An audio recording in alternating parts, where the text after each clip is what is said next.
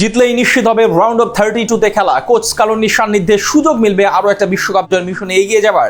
এমন সমীকরণ মাথায় রেখে ডালাসে ইউরোপের উদীয়মান শক্তি অস্ট্রিয়ার বিপক্ষে বল পায়ে এদিন লিওনেল মেসিদের লড়াইটা হলো হাড্ডাহাড্ডি। যে গ্রুপের ম্যাচে আর্জেন্টিনা বনাম অস্ট্রিয়ার লড়াইয়ে শেষ পর্যন্ত জয়ের হাসি হাসলো কারা, সে কথাই জানবো রিপোর্টে।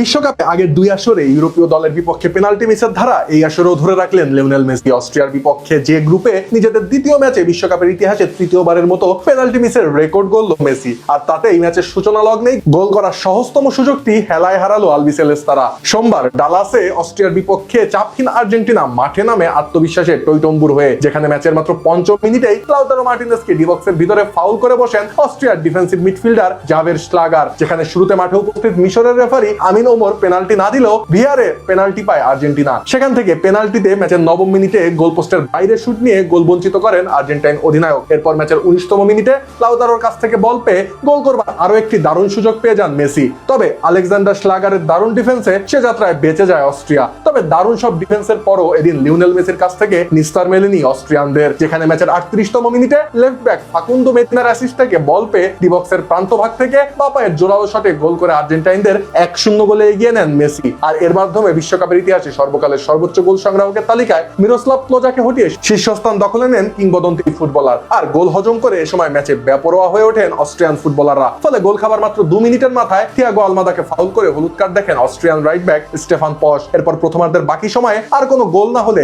১-০ গোলে এগিয়ে থেকে বিরতিতে যায় লিওনেল স্কালোনির শিষ্যরা।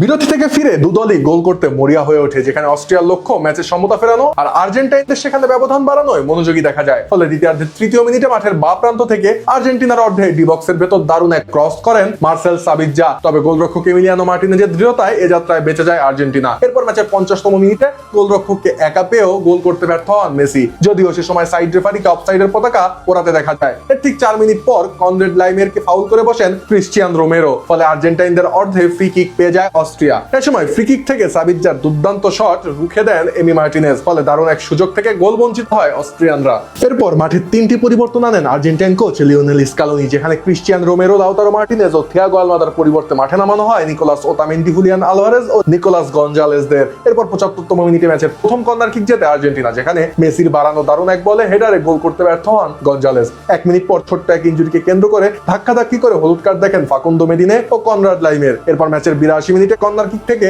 গোল করার দারুণ এক প্রচেষ্টা চালায় অস্ট্রিয়া। তবে আর্জেন্টাইন ডিফেন্ডারদের দূরদর্শিতায় সেই প্রচেষ্টা নস্যাৎ হয়। এরপর ম্যাচের অন্তিম লগ্নে দ্বিতীয়ার্ধে যোগ করার সময় লিওনেল মেসির আরো একটা গোলে ২-০ জয় নিয়ে মাঠ ছাড়ে আলবিসেলেস্তারা। আর এই জয়ে রাউন্ড অফ 32 নিশ্চিত হলো দলটির।